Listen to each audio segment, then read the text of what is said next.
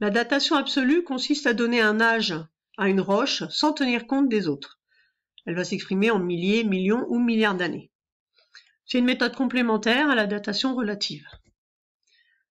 Quelques prérequis. Un noyau atomique est composé de nucléons, c'est-à-dire protons plus neutrons. L'élément chimique est représenté par la lettre X, un symbole, où A ici est le nombre de nucléons. On appelle aussi ce nombre de masse. Z est le nombre de protons, ou numéro atomique. Le numéro atomique va caractériser l'élément chimique. Quand deux noyaux ont le même numéro atomique, Z, mais des nombres différents de nucléons, donc finalement des nombres différents de neutrons, on va les appeler isotopes. Par exemple ici, l'uranium-235 a comme numéro atomique 92 et comme isotope, par exemple, l'uranium-238. Du coup, comme le numéro atomique est le même, 92, on peut dire, en simplifiant, que l'isotope 235 a comme isotope l'uranium-238 et l'uranium-235. Même chose pour le carbone 14 et le carbone 12. Le carbone 14 existe en proportion très faible dans l'atmosphère par rapport au carbone 12 et il a une propriété, c'est qu'il va se désintégrer par radioactivité. Donc il n'est pas stable, c'est un noyau instable qui va avoir tendance à se transformer en azote 14 en émettant des rayonnements alpha, bêta, gamma. C'est la radioactivité. Comment se sert-on de la radioactivité pour dater les roches? Le carbone 14 de l'atmosphère peut se combiner au dioxygène pour former du CO2 atmosphérique. Pareil pour le carbone 12, isotope stable du carbone. Le CO2 atmosphérique est ensuite intégré par photosynthèse dans la matière organique des végétaux chlorophylliens, matière organique qui peut elle-même être consommée le long des chaînes alimentaires. Donc finalement, le carbone peut se retrouver dans les molécules organiques. Lorsqu'il se retrouve dans un tissu qui est mort et qui est isolé de l'atmosphère par fossilisation, donc enfoui, et qu'il n'y a plus d'échange avec l'air. Le carbone 14, inclus ici dans le cube représenté, va se désintégrer en azote 14, petit carré plus gris. Et donc au fur et à mesure, ici, sa quantité va diminuer au cours du temps. Progressivement, selon ici une courbe qui n'est pas une droite, mais qui est une exponentielle décroissante. On peut mesurer à un moment donné, grâce à un compteur Geiger, ici, le nombre de coups par minute, donc de désintégration liée au carbone 14, qui nous donne une idée de la quantité de carbone 14 qu'il reste dans l'échantillon. Du coup, le couple carbone 14, azote 14, carbone 14 étant l'élément pair radioactif instable, permet de chronométrer ce qui se passe au cours du temps dans un échantillon. Donc c'est un radiochronomètre, il permet de dater une roche, un os, ou un fragment de bois. Ici, la quantité de carbone 14 diminue selon une exponentielle décroissante. Vous voyez ici le sablier qui s'écoule et il se transforme ici en élément fils stable, d'où des courbes symétriques. Ainsi, lorsque vous avez le poisson qui meurt, il a une certaine quantité de carbone 14, c'est celle qu'il y a en proportion dans l'atmosphère, et ce carbone 14 ici se désintègre et se transforme en azote 14. Donc il y a de plus en plus d'azote 14 lorsque le poisson vieillit. Et ça permet par exemple de dater ce fossile. La loi de désintégration radioactive se note N, le nombre d'atomes pairs au cours du temps, égale N0, c'est-à-dire le nombre d'atomes pairs au temps initial lors de la fermeture du système, E moins lambda T. Lambda T étant la constante de radioactivité caractéristique du couple étudié ici, carbone 14, azote 14.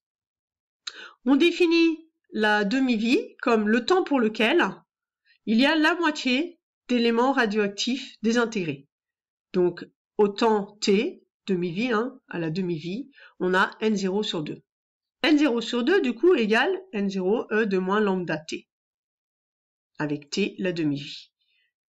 Si je résous cette équation, je peux le simplifier en enlevant N0. Ensuite, la fonction inverse de l'exponentielle, c'est le logarithme népérien. Et enfin, lorsque je bascule le signe moins de l'autre côté. Moins ln de 1 demi, c'est égal à ln de 2 moins ln de 1. Comme ln de 1, c'est 0, c'est égal à ln de 2, et c'est égal à lambda t. Du coup, on peut avoir une expression de la demi-vie t est égale à ln de 2 sur lambda, qui est donc inversement proportionnel à lambda, la constante de radioactivité. Connaître la demi-vie va nous permettre de choisir les bons couples d'isotopes pour dater ce qu'on a à dater.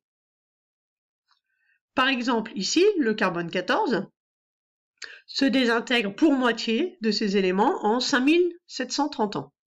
Donc, dater des ossements de cette date, ça va bien, jusqu'à 10 000, 20 000, 30 000 ans, mais au-delà, ça commence à être compliqué. On va voir pourquoi.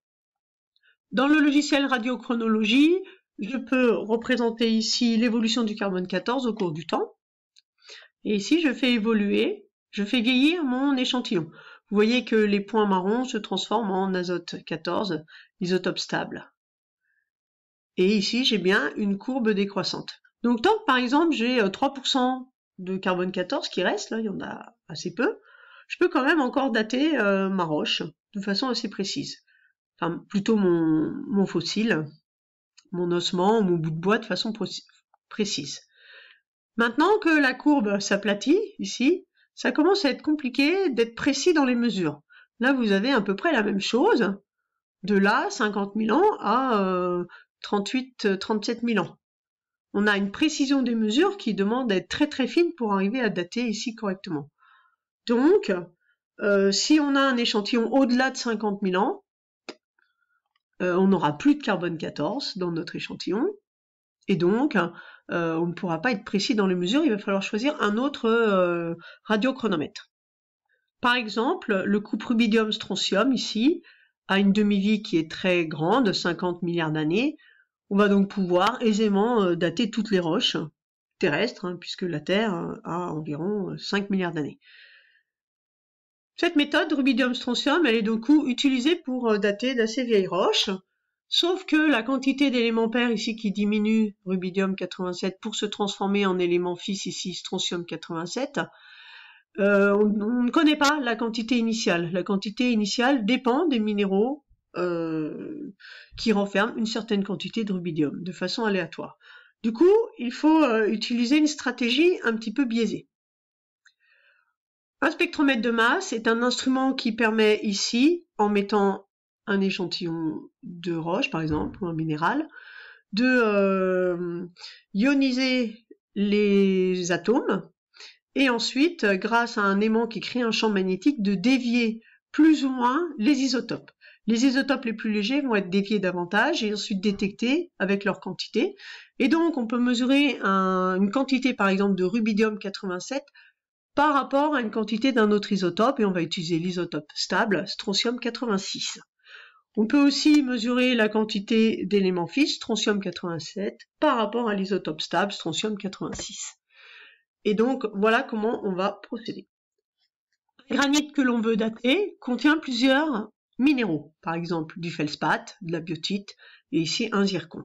Le zircon d'ailleurs qui est inclus dans la biotite, est plus vieux qu'elle, contient du rubidium qui se désintègre, et en se désintégrant, les rayonnements créent une auréole de désintégration radioactive. Donc le granit est bien une roche radioactive qui permet d'être datée par la méthode rubidium-strontium. Si on modélise 3 minéraux, par exemple du granit, on voit bien que au temps 0, ils contiennent une certaine quantité d'éléments pairs, des points rouges, qui n'est pas la même selon les minéraux.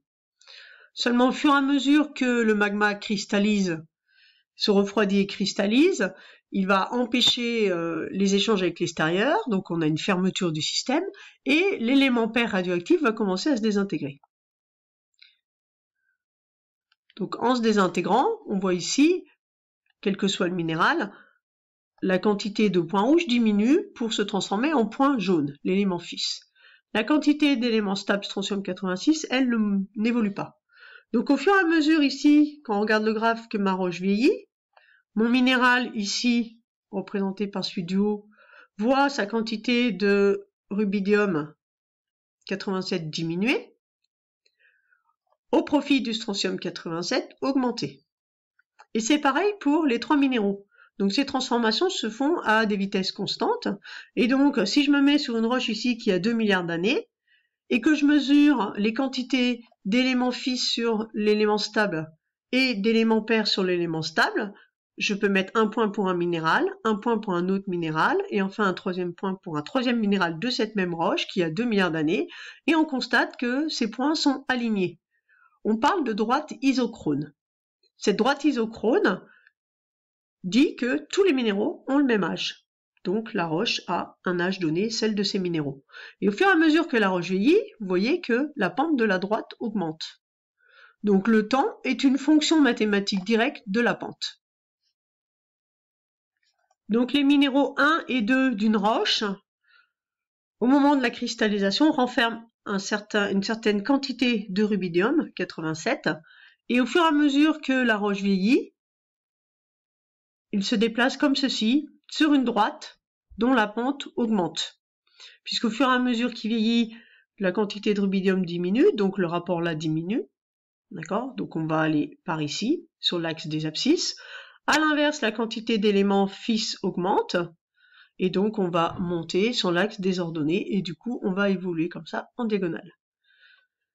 Ensuite, lorsque du coup on est à un temps donné pour une roche, les minéraux sont alignés sur une droite qu'on appelle une droite isochrone. Deux formules y égale ax plus b. Le y c'est ça, le x c'est ça. Et donc le a, la pente, elle est facilement calculable graphiquement. Elle est fonction du temps. La pente a égale e lambda t moins 1. Du coup, a plus 1 égale e lambda t. Et du coup, ln de a plus 1 est égal à lambda t, et t est égal à ln de a plus 1 divisé par lambda. Le a, on le mesure d'après la résolution graphique, d'après la pente de la droite, c'est la pente de la droite, divisé par lambda. Lambda, c'est une constante qui est donnée caractéristique du couple rubidium-strontium. Ici, par exemple, il est à 1,42 10-11 par an, et ça permet de donner l'âge de la roche.